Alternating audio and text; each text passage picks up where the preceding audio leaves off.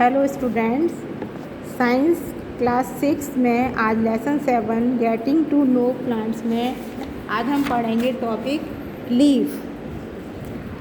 Look at leaves the plant around you and draw them in your notebook.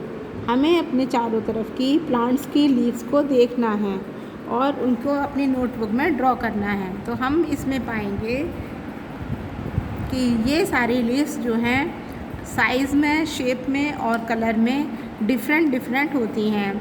How they are attach to the stem.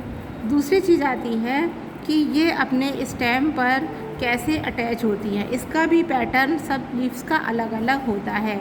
The part of a leaf by which it is attach to the stem is called petiole. जिस part से leaf अपने stem से attach होती है उस part को हम क्या कहते हैं? पेटियोल कहते हैं। The broad green part of the leaf is called lamina. और जो ये चौड़ा वाला हिस्सा होता है इसका ये कहलाता है lamina. Can you identify these parts of the leaf in plant around you.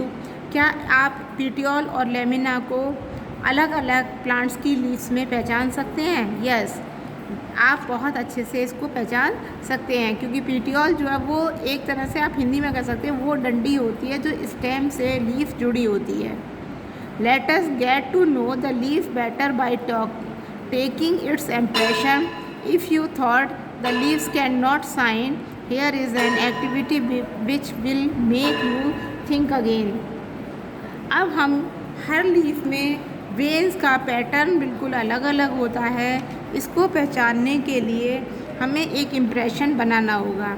जैसे बचपन में आपने खुद भी देखा होगा जो कॉइन होते हैं 1 रुपए के या 50 पैसे के, पेज के नीचे लगाकर हम ऊपर से पेंसिल इस तरीके से रब करते हैं और उस पर 1 रुपए का या 50 पैसे का सिक्का उभर के आ जाता है। इसी तरीके से आपको लीफ का पैटर्न बनाना होगा।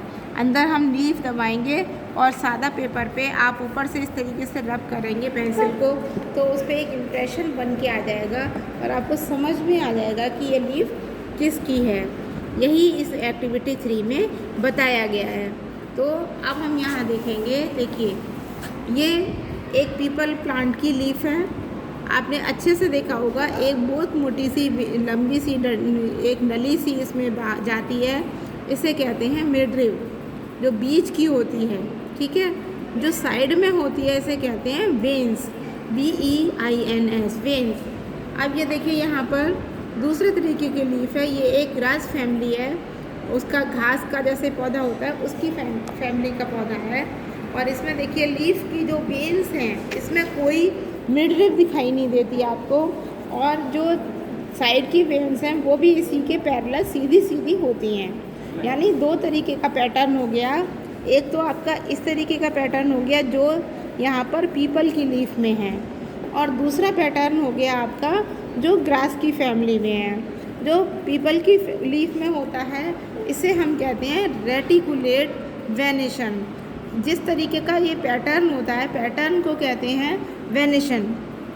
एक वेनेशन हो गया आपका जो यहाँ पे रेटिकुलेट है, यानी बहुत सारी मिडरिव से बहुत सारी वेन्स निकली होती हैं और उनका फिर नेटवर्क बन जाता है।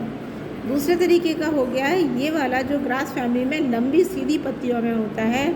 इसमें जो वेन्स हैं वो पैरेलल टू द मिडरिव होती हैं और इसको हम कहते हैं पैरेलल वेनेशन।